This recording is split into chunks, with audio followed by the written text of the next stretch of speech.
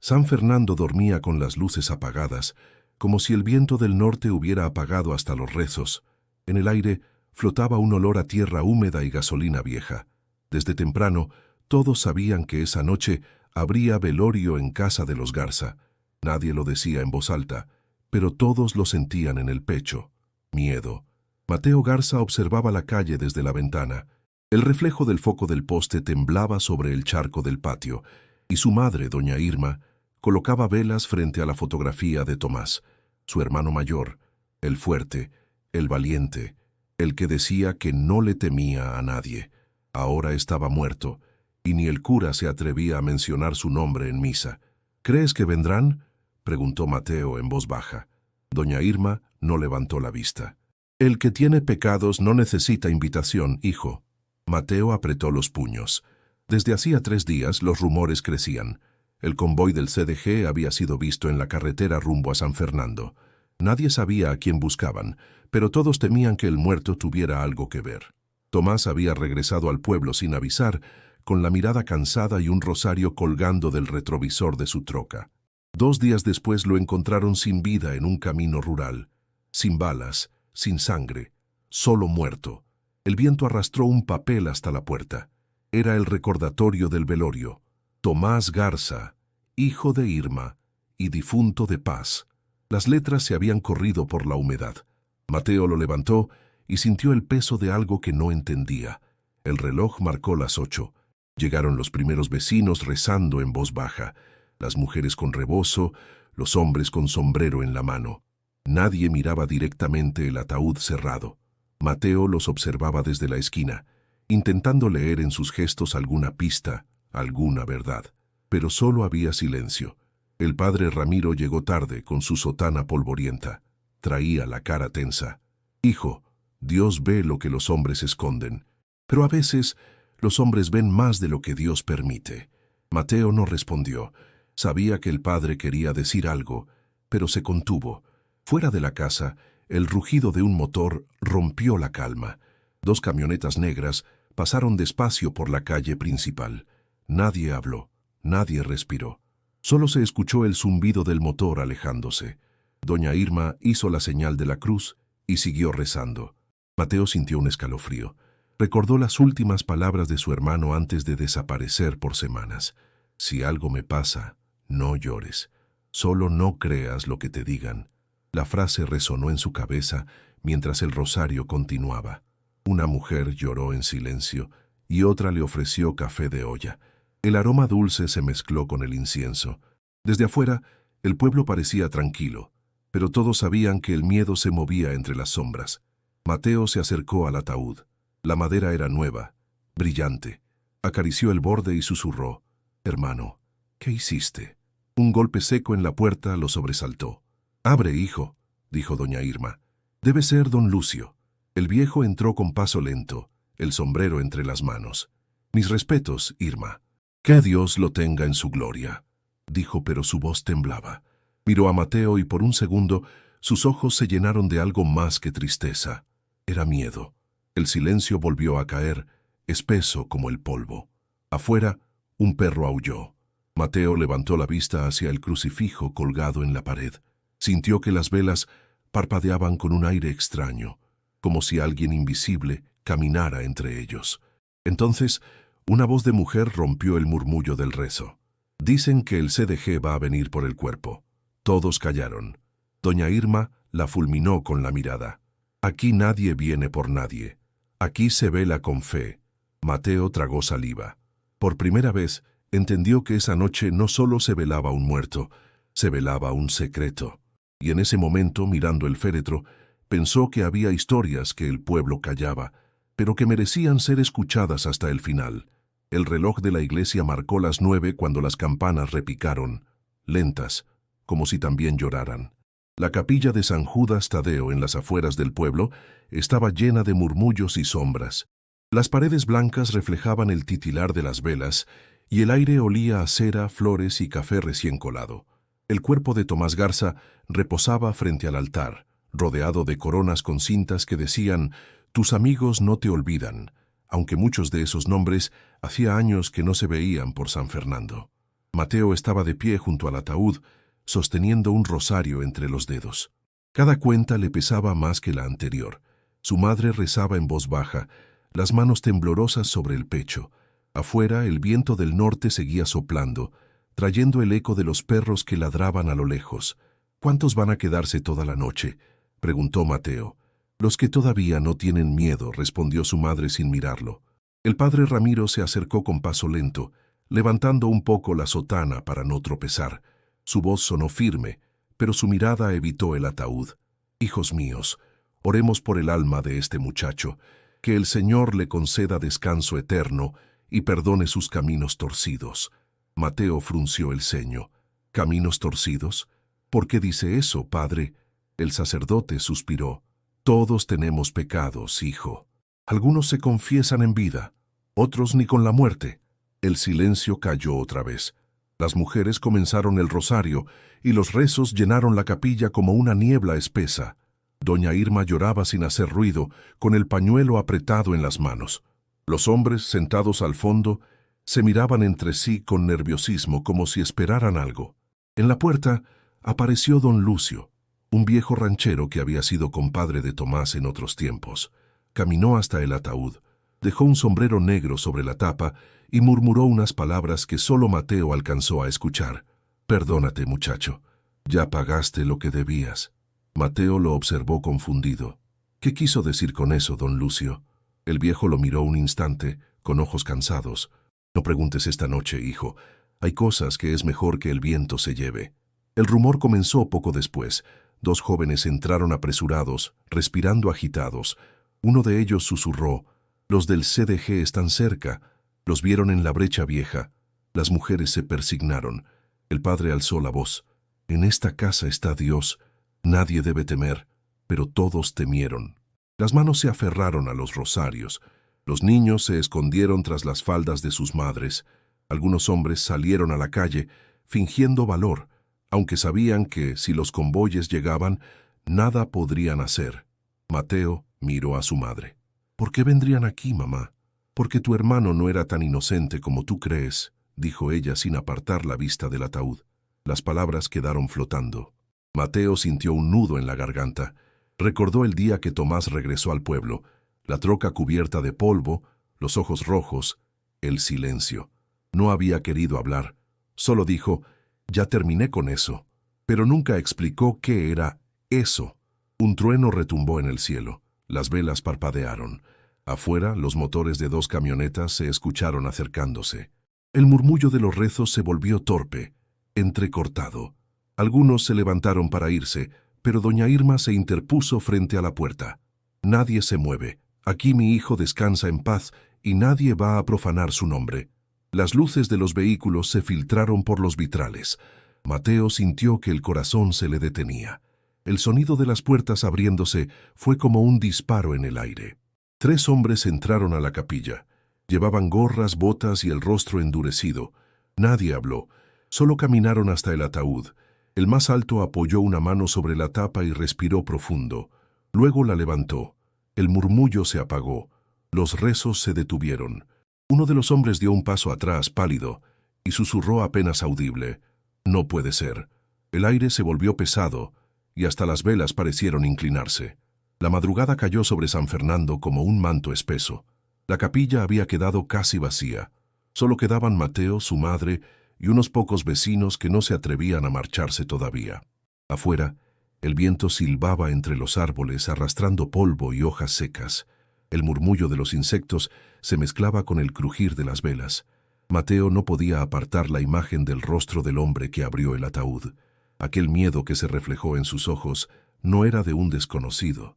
Era un miedo viejo, el de quien reconoce algo que no debía ver. Pero nadie se atrevió a preguntar, y los 3 hombres del CDG se marcharon sin decir palabra. Doña Irma rezaba sin descanso, como si cada Padre Nuestro fuera una barricada contra la desgracia. «Mamá», susurró Mateo, «¿qué fue eso? ¿Por qué se fueron tan rápido?» «Porque Dios todavía escucha a quien reza con fe», respondió ella, aunque su voz temblaba. «No fue Dios, mamá, fue miedo». Ellos le tuvieron miedo al rostro de Tomás. El padre Ramiro regresó a la capilla, para recoger los restos de cera derretida. Su figura se veía cansada, con la sotana empapada de sudor. «Hijo, no busques respuestas donde solo hay pecado», le advirtió. Mateo lo miró fijo. «¿Por qué todos insinúan que mi hermano hizo algo malo?». El sacerdote bajó la mirada. «A veces los muertos cargan secretos que no quieren ser descubiertos. Déjalo descansar». Pero Mateo no podía. Había algo que lo carcomía por dentro. Recordaba las noches en que Tomás llegaba tarde, cubierto de polvo, con la mirada perdida y el teléfono sonando sin parar. Recordaba también las veces que desaparecía por semanas, y luego volvía con dinero, diciendo que era por trabajos en el norte.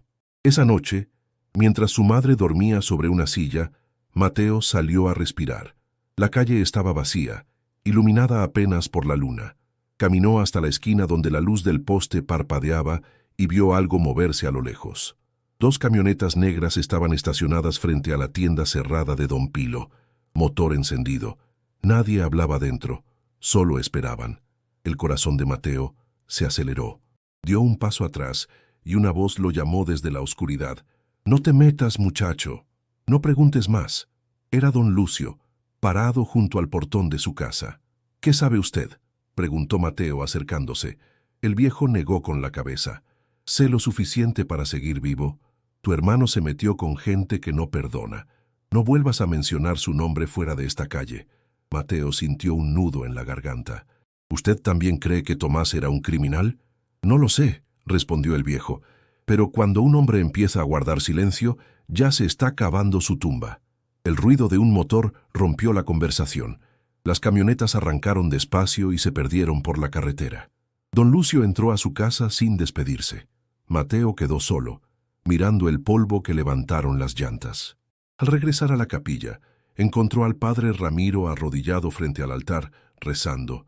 «Padre», dijo Mateo con voz tensa, «si mi hermano tenía secretos, quiero saberlos. No puedo quedarme callado». El sacerdote lo miró con ojos cansados. «Hijo, hay verdades que matan más que las balas. Tu madre ya perdió a uno.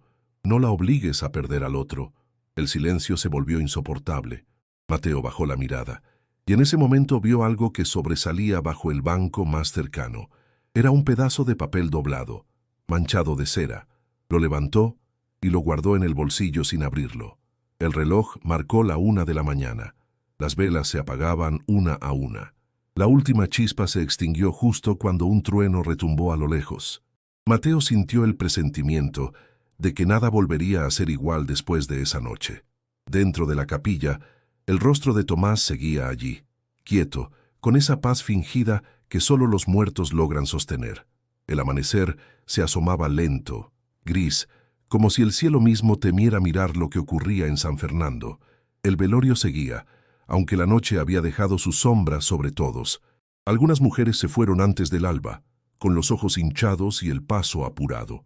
Quedaban apenas unos cuantos rezando, pero el silencio pesaba más que las oraciones. Mateo no había dormido. Seguía sentado frente al ataúd, mirando el crucifijo que colgaba sobre el altar. El papel que había encontrado bajo el banco lo apretaba en el bolsillo. No se atrevía a abrirlo todavía. «Hijo, vete a casa un rato», dijo doña Irma con la voz ronca. «Yo me quedo aquí». «No puedo dejarte sola», respondió él. «No estoy sola. Tu hermano está conmigo». El padre Ramiro entró en ese momento. Llevaba el rostro demacrado, las ojeras profundas. «Dios amanece con los que velan con fe», dijo intentando sonreír, «pero también amanece con los que buscan perdón». Mateo lo miró en silencio. «Padre, anoche vio lo que pasó. Esos hombres no vinieron a rezar». «No lo sé, hijo, pero su presencia no fue una casualidad. ¿Por qué temieron ver el rostro de mi hermano?». El sacerdote suspiró. «Quizá vieron algo que nosotros no debemos entender». La conversación quedó suspendida cuando se escuchó el motor de una camioneta acercándose. Todos voltearon hacia la entrada. El ruido retumbó en el aire, seguido por el chirrido de los frenos. Afuera los murmullos se multiplicaron. Doña Irma se persignó, cerrando los ojos. «Virgencita, protégenos». La puerta se abrió de golpe. Entraron 6 hombres, vestidos de negro, con gorras y botas llenas de polvo. Llevaban las manos vacías, pero sus miradas eran armas. Nadie se movió. El aire olía a miedo. El más alto, con barba recortada y una cruz de plata al cuello, se adelantó. ¿Quién es la madre del muerto? Doña Irma se puso de pie. Yo soy. Lo sentimos por su pérdida, dijo el hombre sin emoción, pero necesitamos ver el cuerpo otra vez. El padre Ramiro se interpuso. Este es un lugar santo. No pueden profanar a un difunto. Padre, le aconsejo no meterse, dijo el hombre con una sonrisa seca. Venimos por respeto. Mateo dio un paso adelante. ¿Qué quieren de mi hermano? El hombre lo miró estudiándolo. Solo confirmar algo. Se acercaron al ataúd. Uno de ellos levantó la tapa despacio. El mismo gesto, el mismo silencio que la noche anterior. El hombre de la cruz lo miró unos segundos, pero su rostro cambió. Dio un paso atrás, con la respiración contenida. No puede ser, murmuró. Los demás se miraron entre sí, confundidos. Uno de ellos se persignó. ¿Estás seguro que es él?, preguntó otro. Sí, pero no debía estar aquí. Doña Irma temblaba, aferrada al rosario. ¿Qué vieron?, preguntó Mateo. Díganme qué pasa. El hombre de la cruz lo ignoró, cerró el ataúd con fuerza y se volvió hacia los demás. Vámonos. Nadie dice una palabra de esto. Uno de los más jóvenes, con voz insegura, se atrevió a hablar. Patrón, si el licenciado se entera que está muerto de verdad, nos va a... ¡Cállate!, lo interrumpió el hombre, lanzándole una mirada helada. Mateo escuchó aquel nombre, el licenciado. No entendía, pero supo que era importante. Los hombres salieron tan rápido como habían llegado. Afuera los motores rugieron y se perdieron por la calle principal. El silencio que quedó fue aún más pesado. Las velas parecían más cortas, como si hubieran envejecido de golpe. El padre Ramiro se acercó a doña Irma y le tomó la mano. Dios está aquí, pero también el peligro, susurró. Mateo se acercó al ataúd. No podía evitar pensar en lo que aquellos hombres habían visto. Algo dentro de él le decía que su hermano no solo había muerto, sino que había vuelto a despertar un miedo antiguo, enterrado en las entrañas del pueblo. El sol comenzaba a calentar el polvo del camino cuando el último de los hombres del CDG desapareció entre el ruido de los motores. El eco de sus camionetas aún vibraba en las paredes de la capilla, pero nadie se atrevía a moverse. Doña Irma seguía de pie, inmóvil frente al ataúd, como si una sola palabra pudiera hacer que todo volviera a desmoronarse. Mateo no soportaba el silencio. «Mamá, ¿qué fue lo que vieron? ¿Por qué se fueron así?» Doña Irma no respondió. Se limitó a mirar el suelo con el rostro endurecido. El padre Ramiro suspiró. «Dios los confundió, hijo. A veces el miedo no viene del demonio, sino de los vivos».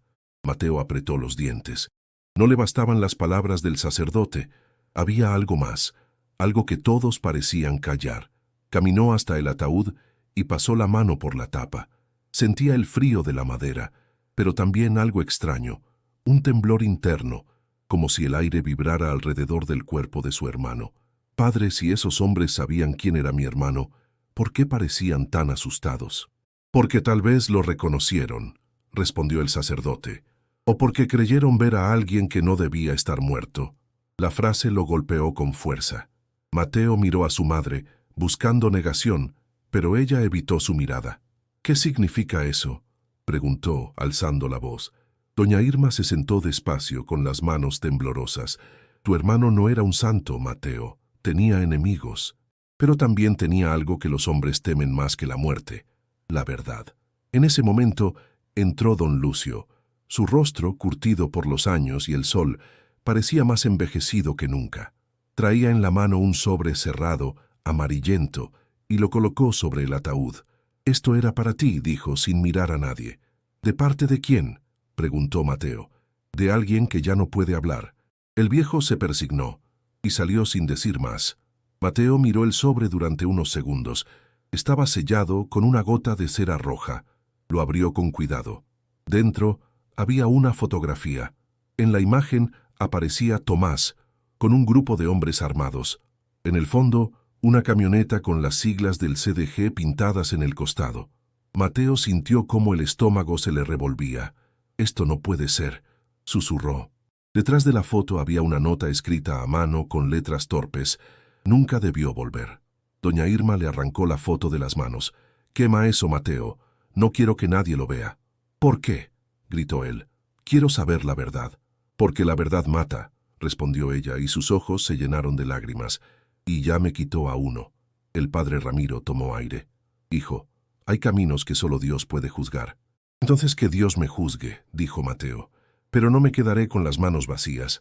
Guardó la nota en su bolsillo y salió de la capilla. Afuera, el sol caía implacable sobre las calles vacías. El pueblo entero parecía observarlo desde las ventanas, como si todos supieran algo que él ignoraba. Mientras caminaba, volvió a escuchar la frase del viejo en su cabeza, de alguien que ya no puede hablar.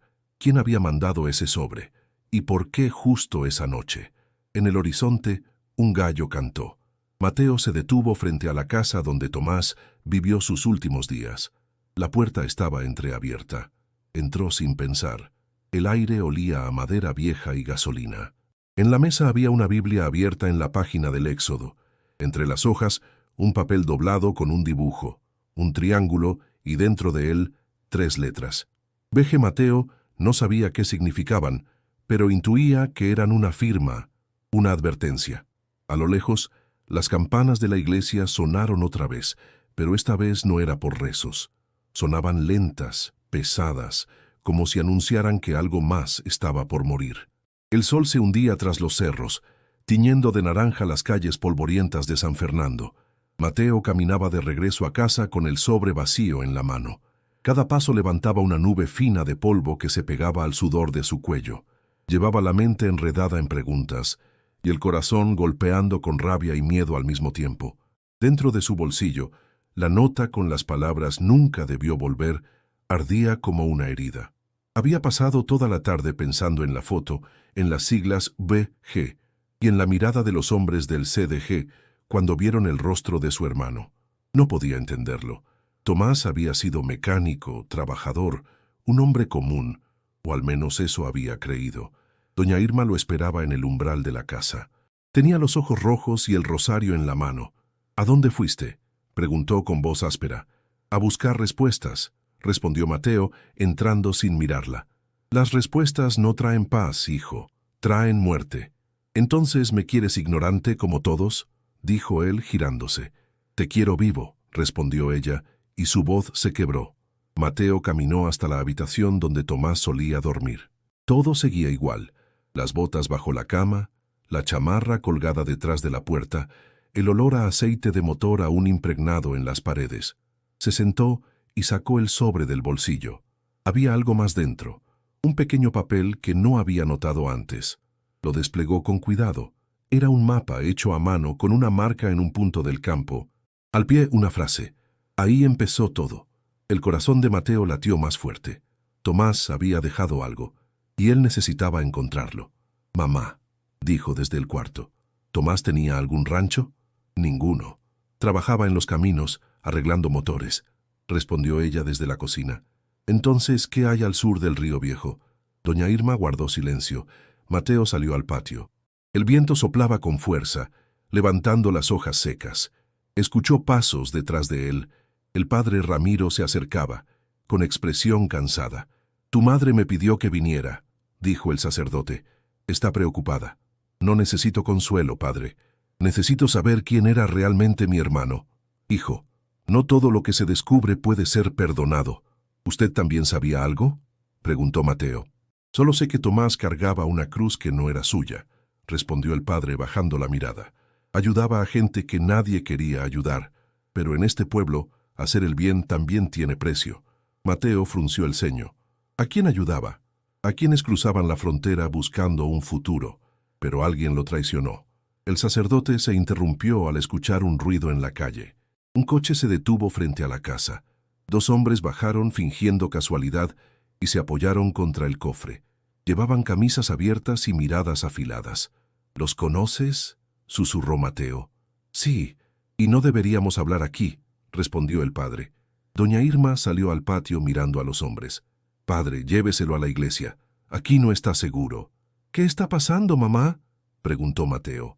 «Nada que debas saber esta noche», dijo ella, empujándolo suavemente hacia el portón. El padre lo tomó del brazo. «Vamos, hijo. A veces la fe también se esconde hasta que pasa la tormenta». Caminaron por la calle sin mirar atrás. Los hombres seguían ahí, fumando en silencio. El aire olía a peligro, a gasolina y a advertencia. En el camino, Mateo abrió de nuevo el papel del mapa. Lo observó a la luz de un poste. En la esquina inferior había otra inscripción casi borrada.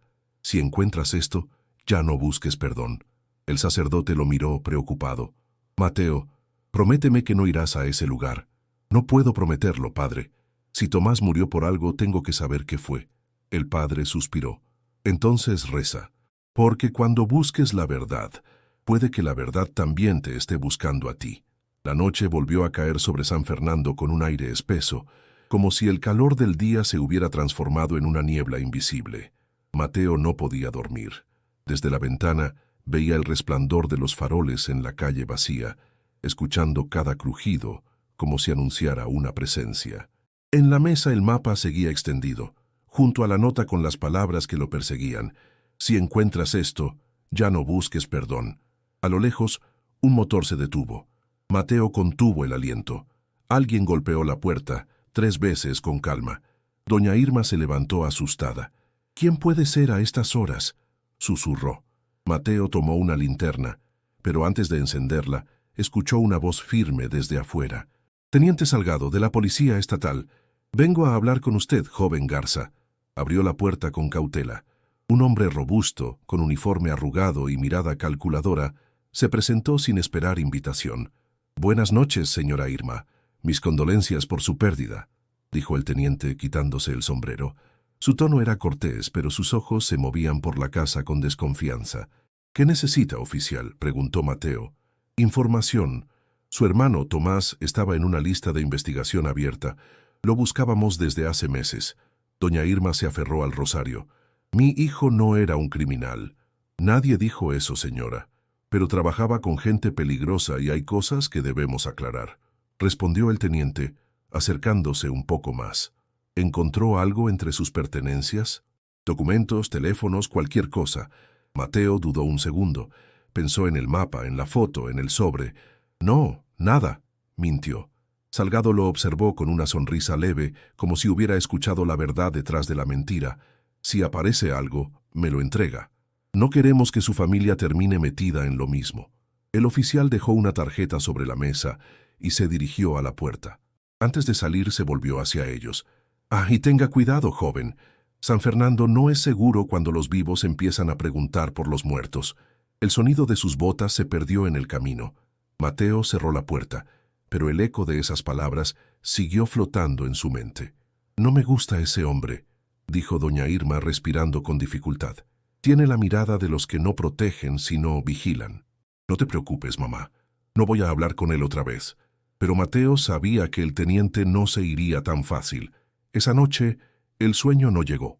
Afuera, los perros ladraban sin descanso. Mateo se levantó y miró por la ventana. Una sombra se movía cerca del portón, luego otra. Intentó enfocar la vista y vio el brillo de algo metálico, un encendedor. 2 hombres fumaban junto al árbol frente a la casa, observando sin disimulo. Mateo despertó a su madre. «Nos están vigilando». Doña Irma se acercó, vio las siluetas y palideció. «Reza, hijo. No hagas ruido». «No quiero rezar, quiero entender por qué». El reloj marcó las 3 de la mañana. Las sombras seguían allí, inmóviles.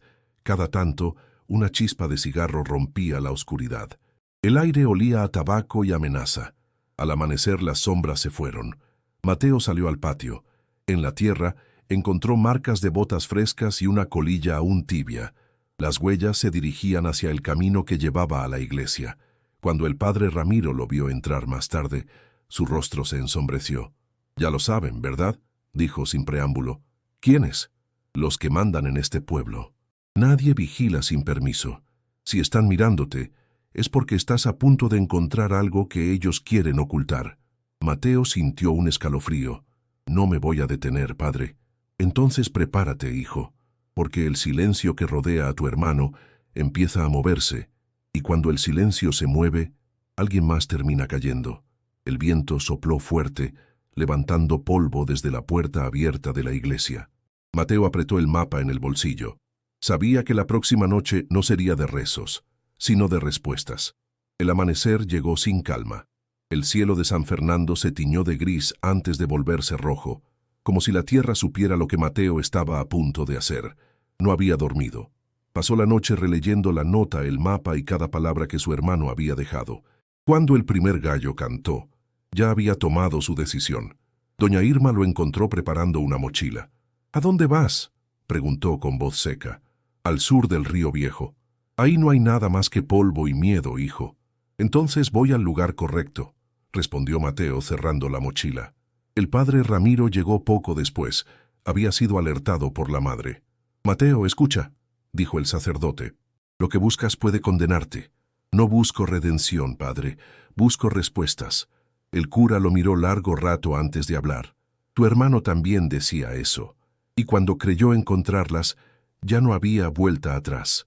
Mateo no contestó. Tomó el mapa y salió.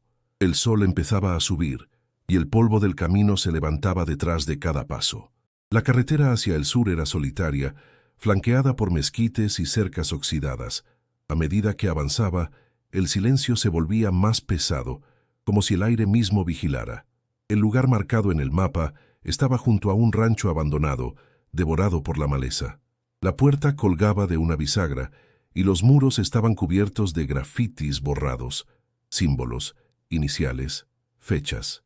En el suelo, huellas de llantas recientes. Mateo tragó saliva. «Así que sí estuviste aquí, Tomás», murmuró. Empujó la puerta y entró. El olor a humedad y gasolina lo golpeó de inmediato. Dentro, todo estaba cubierto de polvo, salvo una mesa en el centro del cuarto. Encima había papeles viejos, fotografías rotas y una libreta de cuero cerrada con una cinta. La abrió con manos temblorosas. Las primeras páginas eran listas de nombres, números de teléfono y rutas escritas a mano. A un lado, pequeñas anotaciones: cruce nocturno, pago recibido, familia a salvo. Mateo frunció el ceño. Su hermano había ayudado a migrantes a cruzar la frontera, pero cuanto más leía, más notaba algo extraño. Algunas páginas estaban tachadas con tinta negra y en los márgenes se repetía una firma: VG. Mateo pasó las hojas hasta encontrar un dibujo, un triángulo con una cruz en el centro. Abajo, la frase: «No todos los caminos llevan al norte». Un ruido lo hizo girar. Afuera, una piedra rodó. Salió con el corazón latiendo rápido. Nadie, solo el viento agitando los pastos secos. Sin embargo, sintió que lo observaban. Volvió adentro. En la última página de la libreta había una nota más reciente, con la caligrafía inconfundible de Tomás. «Si alguien lee esto, es porque no logré salir. Diles que nunca fui traidor. Diles que fue Vega». El nombre se grabó en su mente como un golpe. «¿Vega?», repitió en voz baja. No había oído ese apellido antes, pero sonaba como una sombra conocida. Guardó la libreta en la mochila y salió del rancho. En la distancia, el cielo comenzaba a cubrirse de nubes oscuras. Mientras regresaba al camino, escuchó de nuevo el ruido. Esta vez no era el viento. Un motor se encendió. Mateo corrió entre los matorrales y se agachó detrás de un árbol. Una camioneta negra se detuvo frente al rancho. 2 hombres bajaron. «El morro ya vino», dijo uno mirando el suelo. «Lo sabíamos». «El teniente lo marcó», respondió el otro. «¿Qué hacemos?» «Esperar. El licenciado quiere verlo con sus propios ojos». Mateo sintió cómo se le helaba la sangre. El teniente Salgado estaba con ellos. Esperó hasta que los hombres entraron al rancho. Luego corrió sin mirar atrás. Las ramas lo golpeaban. El polvo le nublaba los ojos, pero no se detuvo.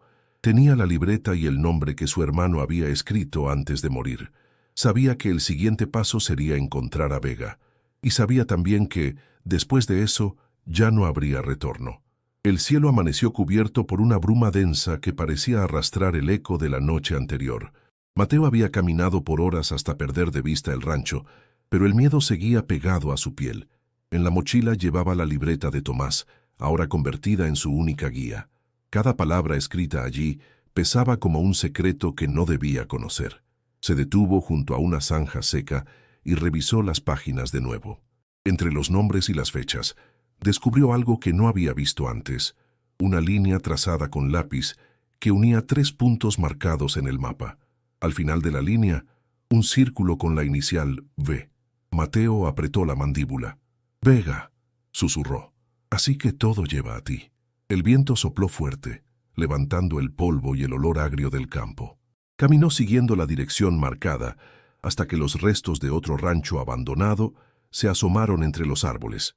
El portón estaba medio enterrado, cubierto por maleza y una capa de olvido. Cada paso crujía bajo sus botas como si el suelo se quejara de su presencia. Dentro el silencio era absoluto, pero en medio de aquel vacío algo destacaba, un altar improvisado, una tabla clavada contra la pared, cubierta por fotos de hombres jóvenes, veladoras consumidas y pequeñas cruces hechas con ramas. En una de las fotos, Mateo reconoció a su hermano. Estaba sonriendo, con una gorra puesta al revés, el mismo rostro que ahora yacía en el ataúd del pueblo. Su respiración se cortó. «¿Qué es esto, Tomás?», dijo en voz baja. Bajo la foto había un nombre escrito con tinta: «Los que no regresaron». Mateo retrocedió un paso, sintiendo un escalofrío recorrerle la espalda. El suelo estaba cubierto de tierra removida, y sobre ella, marcas frescas de llantas. Al inclinarse, vio una medalla medio enterrada. La limpió con la mano. En el reverso estaban grabadas las mismas iniciales que había visto en la libreta: PPG. Antes de que pudiera reaccionar, una voz áspera lo interrumpió. «Te dije que no volvieras, muchacho». Mateo se giró. Era don Lucio. El viejo estaba en el umbral, con el rostro sombrío y una mirada cargada de reproche. «¿Cómo supo que estaba aquí?», preguntó Mateo. «Porque ya vinieron por ti. Los vi pasar hace una hora. No te van a dejar ir». «Necesito respuestas, Lucio». «Mi hermano escribió el nombre de Vega antes de morir». «¿Quién es?». «Alguien a quien no debes buscar», respondió el viejo con voz quebrada. «Si Tomás te dejó esa libreta, fue para advertirte, no para que siguieras su camino». Mateo avanzó hacia él. «Usted lo conoció, ¿verdad? Usted sabe la verdad». Lucio bajó la mirada. «Tu hermano fue un buen hombre, pero cometió un error. Creyó que podía enfrentarse a ellos sin pagar el precio. Vega era su jefe, y cuando decidió ayudar a los migrantes en lugar de entregar las rutas, lo sentenciaron». El silencio se hizo pesado. Mateo apretó los puños. «Entonces lo mataron por hacer lo correcto». «En este lugar, hijo, lo correcto no existe», dijo el viejo. «Aquí solo sobreviven los que aprenden a callar». Un ruido de motor se escuchó a lo lejos. Lucio se puso tenso. «Ya vienen, tenemos que irnos». «No pienso huir», respondió Mateo. «No entiendes», gruñó Lucio. «Ellos no preguntan dos veces». Mateo guardó la medalla en su bolsillo. «Si Tomás murió por no callar, yo no voy a quedarme mudo». El viejo lo miró con un gesto de tristeza. «Entonces no tienes idea de lo que estás por desenterrar». El sonido de las camionetas se acercaba. Lucio lo tomó del brazo. «Hay un camino detrás del establo. Síguelo hasta la carretera. No mires atrás». Mateo dudó un segundo. Luego asintió. Corrió mientras el ruido crecía, mezclado con el ladrido de perros y el zumbido del viento. Sabía que no podría escapar del todo, pero había algo más fuerte que el miedo: la necesidad de entender. En su bolsillo, la medalla con las iniciales de Vega pesaba como una promesa. La carretera hacia el norte estaba vacía. Solo el sonido del viento acompañaba a Mateo y al viejo Lucio, que caminaban con paso apresurado. El polvo les cubría los zapatos, y el sol comenzaba a caer sobre el horizonte, bañando todo con una luz roja que parecía presagio. Habían dejado atrás el rancho, pero las palabras de Lucio seguían pesando entre ellos. «No entiendo por qué no me lo dijo antes», dijo Mateo rompiendo el silencio. «Porque saber demasiado te mata más rápido que una bala», respondió Lucio sin mirarlo. «Y yo ya vi morir a muchos por querer entender». Mateo apretó los puños. «Usted dice que mi hermano trabajaba con esa gente, pero también que los enfrentó. ¿Cuál es la verdad?». Lucio respiró hondo, deteniéndose bajo la sombra de un mezquite. «Las dos cosas, hijo. Tomás fue parte de ellos, pero no por gusto. Cuando la necesidad aprieta, el hambre manda. Lo reclutaron cuando era joven, le prometieron dinero y protección, pero él no era como los otros, nunca soportó ver morir inocentes». Mateo bajó la mirada. «Él nunca me contó nada, solo decía que trabajaba arreglando motores. No mentía del todo», dijo el viejo con amargura. «Mantenía las camionetas del grupo, pero también ayudaba a los que cruzaban al otro lado. Les daba agua, comida, Los escondía cuando podía, hasta que alguien habló más de la cuenta. El viento sopló fuerte, arrastrando el polvo del camino. Lucio siguió hablando, con voz temblorosa. El jefe del grupo era un hombre al que todos temían. Le decían el licenciado Vega. Frío, calculador, no necesitaba gritar para hacer temblar a los suyos. Cuando descubrió que Tomás ayudaba a los migrantes, lo mandó llamar. Nadie supo qué pasó en esa reunión, pero desde entonces tu hermano cambió. Mateo lo escuchaba en silencio, sintiendo una mezcla de rabia y tristeza. ¿Y por qué no se fue?, preguntó. Lo intentó, respondió Lucio. Me lo dijo una noche. Ya no quiero vivir con miedo, viejo. Si me buscan, que me encuentren. Pero el problema fue que alguien dentro del grupo también quería quitar a Vega del camino, y usaron a tu hermano como chivo expiatorio. Lucio hizo una pausa y su mirada se endureció. Cuando el CDG lo encontró, ya no le preguntaron nada, solo lo enterraron como un traidor, pero Vega nunca creyó que estuviera muerto. Por eso vinieron al velorio. Necesitaban verlo con sus propios ojos. Mateo sintió un escalofrío recorrerle la espalda. ¿Cómo sabe todo eso? Porque yo estaba ahí, confesó Lucio con voz baja. Yo fui quien lo ayudó a esconderse por última vez, y también fui quien lo entregó. Mateo lo miró con incredulidad. ¿Qué está diciendo? No tenía opción, muchacho. Amenazaron a mi familia. Si no decía dónde estaba tu hermano, los mataban. Lo vi caer y desde entonces no he tenido un día de paz. El silencio se alargó. Mateo no supo si gritar o llorar. Usted lo traicionó. Sí, dijo el viejo con los ojos húmedos, y he cargado con eso todos estos años. Por eso te busqué, para que hagas lo que yo no pude, terminar con Vega. Mateo respiró hondo, el corazón latiendo con fuerza. ¿Dónde puedo encontrarlo? Lucio le entregó un papel arrugado. En Reynosa. Tiene un taller al frente, pero todos saben lo que realmente se mueve ahí. Si vas, no regreses sin pruebas. El cielo se oscureció de golpe. A lo lejos, los truenos anunciaban tormenta. Lucio miró hacia el horizonte y dijo con voz quebrada, «Ten cuidado, hijo. En este país, la verdad no libera. La verdad entierra». Mateo guardó el papel y empezó a caminar. Cada paso pesaba más que el anterior. Atrás quedaba el viejo, con la culpa como única compañía. El viento trajo el primer relámpago, y Mateo pensó que quizás su hermano nunca buscó salvarse. Tal vez solo quiso que alguien algún día contara su historia. El camino hacia Reynosa era una línea interminable de polvo y recuerdos rotos. Mateo conducía la vieja camioneta de su hermano, con el papel que Lucio le había entregado doblado en el bolsillo. El viento entraba por la ventana y le azotaba el rostro, pero no lograba despejar el peso que sentía en el pecho. El nombre de Vega retumbaba en su cabeza como una maldición. Cuando la frontera apareció a lo lejos, la ciudad lo recibió con un ruido distinto. Motores, bocinas, sirenas y el eco constante de una desconfianza invisible. Reynosa era otro mundo, más rápido, más hostil. Cada esquina tenía ojos, cada calle olía a peligro. Mateo estacionó frente a una fonda y bajó a tomar un café. Necesitaba pensar. En la radio, una voz hablaba sobre enfrentamientos recientes y desapariciones. Nadie parecía sorprenderse. Los comensales comían en silencio, mirando de reojo. Una mujer de cabello gris se le acercó. «¿Vienes del sur?», preguntó con un tono que mezclaba curiosidad y advertencia. «De San Fernando. Busco un taller, el de Vega». Ella lo observó por un largo segundo, y su expresión cambió. «Aquí todos saben quién es, pero nadie lo nombra. Si lo haces, que sea rápido». Mateo dejó dinero sobre la mesa y salió. Siguió el mapa que Lucio había marcado. El taller no estaba en ninguna avenida principal, sino detrás de una bodega oxidada, al final de un callejón con grafitis y perros flacos. Un letrero torcido decía, «Reparaciones Vega». Entró con cautela. El olor a aceite quemado llenaba el aire. Un hombre viejo, con manos negras de grasa, levantó la vista desde debajo de una troca.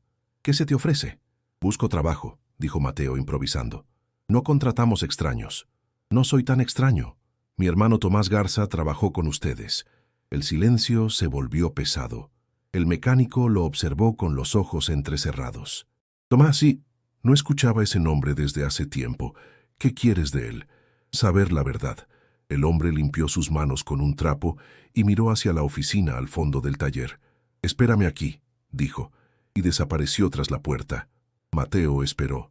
Los segundos parecían minutos. Desde la oficina llegaban murmullos, el sonido de un teléfono, luego un silencio prolongado. Finalmente, el hombre volvió con un celular viejo en la mano. «Esto lo dejó tu hermano. Dijo que si alguien venía preguntando por él, se lo entregara». Mateo lo tomó. El teléfono estaba cubierto de polvo, pero funcionaba. En el registro había 3 mensajes de voz. Reprodujo el primero. La voz de Tomás llenó el aire. «Si escuchas esto, es porque ya me encontraron. No confíes en nadie, ni siquiera en los que visten uniforme».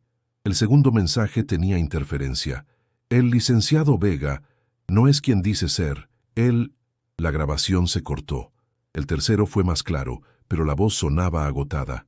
«Mateo, si algún día vienes a buscarme, no lo hagas por venganza. Hazlo por la verdad. Lo que escondí está más cerca de lo que crees». Mateo cerró el teléfono. «¿Dónde lo encontraste?», preguntó. «Lo dejó aquí la noche antes de que desapareciera», respondió el mecánico. «Dijo que Vega lo estaba cazando, pero que tenía algo para hundirlo». En ese instante, un estruendo hizo vibrar las ventanas. Una camioneta negra se detuvo frente al taller. 4 hombres bajaron con rapidez. El mecánico palideció. «Tienes que irte. Ya no estás a salvo». Mateo guardó el teléfono en la mochila y corrió hacia la puerta trasera. Escuchó pasos, voces, el golpe de una puerta derribada. Se escondió detrás de unos tambores oxidados mientras los hombres revisaban el lugar. «El patrón quiere al muchacho», dijo uno. «El de San Fernando». El corazón de Mateo golpeaba como un tambor. Esperó a que se alejaran y escapó por un callejón lateral. La ciudad seguía rugiendo alrededor, indiferente al miedo que lo perseguía. Mientras corría, la voz de su hermano seguía repitiéndose en su cabeza. «No lo hagas por venganza. Hazlo por la verdad». La noche cayó sobre Reynosa como una manta húmeda, cargada de ruido y tensión. Mateo se refugiaba en una pensión barata, con las manos aún temblorosas después de escapar del taller. El teléfono de su hermano descansaba sobre la mesa, junto a una vela encendida que proyectaba sombras largas sobre las paredes descascaradas. No podía dejar de escuchar esas grabaciones. Cada palabra de Tomás sonaba como un eco del pasado, pero también como una advertencia del presente. El tercer mensaje se repetía una y otra vez. «No lo hagas por venganza. Hazlo por la verdad». ¿Pero cuál verdad? ¿La que mató a su hermano o la que aún podía matarlo a él? Fuera del cuarto, el sonido de una sirena le recordó que Reynosa nunca dormía. Se asomó por la ventana.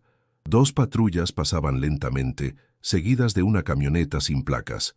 Nada parecía diferente, pero algo dentro de él sabía que lo estaban buscando. Llamó al número del teniente Salgado, usando la tarjeta que aquel hombre le había dado días atrás. «Teniente, soy Mateo Garza», dijo con voz tensa. «Tengo información sobre Vega». El silencio del otro lado duró demasiado. «¿Dónde estás?», preguntó al fin Salgado. «Eso no importa, tengo pruebas». «Muchacho, escucha», interrumpió el teniente. «No sabes con quién estás jugando. Vega no es un simple criminal. Es un fantasma con uniforme». Mateo sintió un escalofrío. «¿Qué quiere decir?». «Que trabaja dentro y fuera. Que nadie se atreve a tocarlo porque todos le deben algo. Incluso yo». El tono del teniente cambió, volviéndose casi suplicante. «Vete de la ciudad, Garza, no puedo protegerte». «No necesito protección», respondió Mateo, colgando antes de escuchar más. El corazón le latía con fuerza. Tomó la libreta de su hermano y la revisó otra vez. En una de las páginas había una dirección escrita con tinta roja. Calle Juárez, número 74. Al lado, una frase. «El infierno tiene puertas abiertas». Guardó el teléfono, la libreta y salió. La calle Juárez quedaba al otro lado del río. El aire olía a gasolina y cada paso sonaba como si la ciudad lo observara. Pasó frente a bares cerrados, talleres y murales cubiertos por balas viejas. Finalmente llegó. El edificio parecía abandonado. La puerta principal estaba entreabierta. Empujó con cuidado y entró. Dentro, el olor a humedad se mezclaba con el de cigarro rancio. En una mesa había carpetas apiladas y sobre ellas fotografías. Migrantes esposados, camionetas con logotipos falsos, documentos sellados con el escudo del gobierno estatal. Mateo levantó una de las fotos. Era Tomás, con las manos atadas, rodeado por hombres armados. Detrás de él una figura parcialmente visible, un hombre con traje oscuro y un reloj de oro en la muñeca. El rostro no aparecía completo, pero Mateo reconoció el anillo en su mano. Lo había visto en el velorio. Uno de los hombres que abrió el ataúd lo llevaba puesto. Un ruido lo hizo girar. «Baja eso, muchacho», dijo una voz firme desde la penumbra. Era el teniente Salgado. Su uniforme estaba desabrochado y su mirada era la de alguien que había cruzado demasiadas líneas. «Te dije que te fueras», dijo caminando hacia él. «Ya saben que estás aquí». «¿Por qué no me lo dijo antes?», preguntó Mateo. «¿Por qué protegerlo? Porque Vega no es solo un nombre, Garza. Es un sistema. Si cae él, caemos todos». Mateo dio un paso atrás. «Entonces usted también trabaja para él». Salgado no respondió. Sus ojos lo confirmaron todo. El sonido de una puerta abriéndose los interrumpió. Un grupo de hombres entró con armas en mano. El líder tenía el mismo anillo de oro. «Gracias, teniente», dijo con voz serena. «Ya puedes irte». Salgado bajó la cabeza y salió sin mirar atrás. Mateo entendió que había llegado demasiado lejos. Lo rodearon. «Así que tú eres el hermano del muerto», dijo el hombre del anillo. «Qué curioso, se parece a ti». Mateo lo observó sin miedo. «Tú eres Vega». El hombre sonrió. «No, hijo, yo soy el silencio, y tú estás a punto de romperlo». El amanecer llegó gris a San Fernando. Las nubes cubrían el cielo como un velo, y el aire olía a tormenta y polvo. Después de su huida de Reynosa, Mateo había regresado al pueblo por el camino viejo, con la ropa manchada y la mirada perdida. Nadie lo vio llegar, pero todos supieron que había vuelto. En lugares como ese, las noticias viajan sin voz. Caminó directo hasta la casa. La puerta estaba entreabierta, y dentro, doña Irma rezaba frente al retrato de Tomás. Su voz temblaba entre los murmullos de un rosario gastado. «Madre», dijo Mateo, apenas entrando. Ella lo miró con los ojos llenos de cansancio y alivio. «Pensé que ya no volverías». «Tampoco yo estaba seguro», respondió. Se sentó frente a ella, dejando sobre la mesa la libreta y el teléfono de su hermano. «Encontré a Vega», dijo en voz baja. Doña Irma lo miró fijamente. «¿Entonces ya sabes quién mató a tu hermano?» «Sí, pero también sé por qué lo hizo. Tomás quiso proteger a inocentes, y Vega lo hizo pagar por eso». El silencio que siguió fue largo. Solo se escuchaba el zumbido del viento filtrándose por las ventanas. Doña Irma respiró hondo. «Hay cosas que no cambian, hijo. Ni los vivos ni los muertos pueden ganarle al miedo». Mateo observó el retrato de su hermano. La sonrisa en la foto parecía más lejana que nunca. «No vine a quedarme callado», dijo. «Esta vez alguien va a escucharlo». Horas después el padre Ramiro tocó la puerta. Llevaba el rostro serio, pero su voz era suave. «Tu madre me pidió que viniera. Hay rumores en el pueblo, Mateo. Dicen que te vieron en Reynosa, con hombres peligrosos. No eran rumores, padre. Era la verdad». El sacerdote bajó la mirada. «Te lo advertí. Cuando uno escarba demasiado, lo que sale ya no puede volver a enterrarse». «No quiero enterrarlo, padre. Quiero que todos sepan lo que pasó». Ramiro suspiró. «Entonces hazlo con cuidado. Esta tierra tiene memoria, pero también tiene dueños». El resto del día pasó lento. Afuera la gente hablaba en voz baja, cerrando ventanas y puertas antes del anochecer. Nadie quería estar en la calle. Desde el velorio de Tomás, el pueblo había cambiado. Menos luces, menos risas, más silencios. Al caer la noche, las campanas de la iglesia sonaron sin aviso. 3 toques, lentos, graves. El mismo sonido que acompaña a los muertos. Mateo salió al patio. El aire estaba inmóvil. «¿Quién murió ahora?», preguntó doña Irma desde dentro. «No lo sé», respondió, pero una sensación extraña lo recorrió. Caminó hasta la iglesia. La puerta estaba abierta, y adentro el padre Ramiro encendía velas frente a un ataúd cubierto con un manto blanco. «¿Qué es esto?», preguntó Mateo. El sacerdote lo miró sorprendido. «Una misa por las almas sin paz», dijo. «Nadie quiso decir el nombre del difunto. Lo trajeron esta tarde». Mateo se acercó. El aire olía a incienso y cera derretida. En las bancas, algunas mujeres rezaban con la cabeza baja. ¿De dónde vino?, insistió. Del norte, respondió Ramiro. Dijeron que lo encontraron cerca del río. Mateo dio un paso atrás. Su pecho se tensó. El rumor de los neumáticos en la calle lo hizo voltear. Afuera varias camionetas se acercaban sin luces. El murmullo de los motores era bajo, contenido. El sacerdote palideció. Otra vez no, susurró. Las camionetas se detuvieron frente a la iglesia. Los motores se apagaron al unísono. Nadie bajó. El silencio se hizo insoportable. Las velas titilaron como si sintieran el mismo miedo que todos. Mateo miró al padre. ¿Cree que vienen por mí? No lo sé, dijo Ramiro, con la voz quebrada. Pero si esta noche los muertos vuelven a ser visitados, no es para rezarles. El sonido seco de una puerta golpeando rompió el aire. Afuera, un hombre gritó una orden. Los pasos comenzaron a acercarse. Mateo cerró los puños. Sabía que esta vez el velorio no sería solo para los muertos. Las campanas seguían resonando cuando las camionetas se detuvieron frente a la iglesia. El eco metálico de los motores apagados quedó suspendido en el aire, como una amenaza que respiraba. Mateo apretó los dientes y miró hacia la puerta. Dentro, las mujeres dejaron de rezar. El padre Ramiro sostenía el rosario con fuerza, intentando que sus manos no temblaran. Un golpe seco sonó en la puerta principal. «Abran», ordenó una voz grave. «Venimos a hablar». Nadie respondió. Mateo dio un paso al frente, pero el sacerdote lo detuvo. «No hagas nada imprudente, hijo. Ellos no buscan diálogo». «Si vienen por mí, no pienso esconderme», respondió. El padre Ramiro suspiró resignado y se apartó.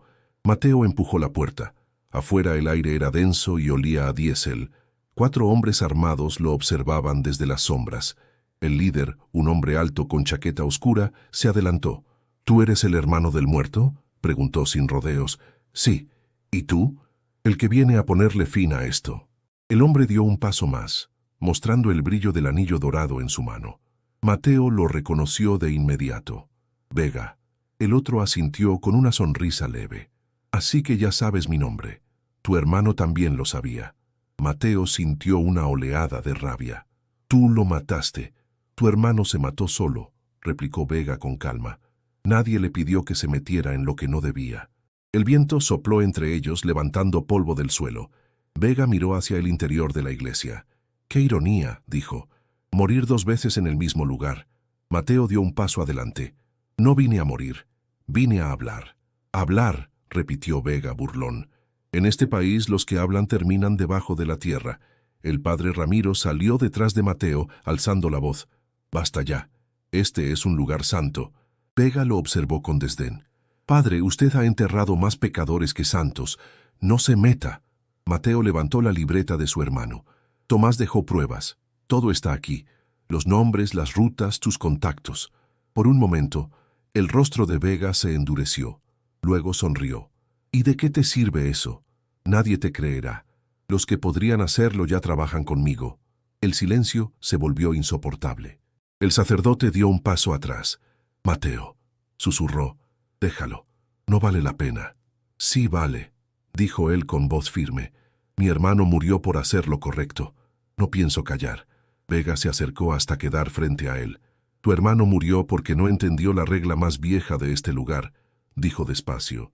«El silencio se paga con vida, pero hablar cuesta más».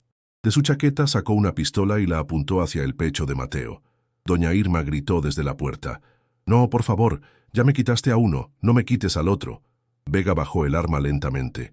«Tranquila, señora, no vine a matar al muchacho, solo a recordarle que todavía respira porque yo lo permito». Volvió a guardar la pistola y miró a Mateo con frialdad. «Entrega esa libreta y olvida este asunto. Si lo haces, no volveré». Mateo apretó el cuaderno contra su pecho. «No». Vega sonrió con una calma inquietante. «Entonces el precio ya está puesto».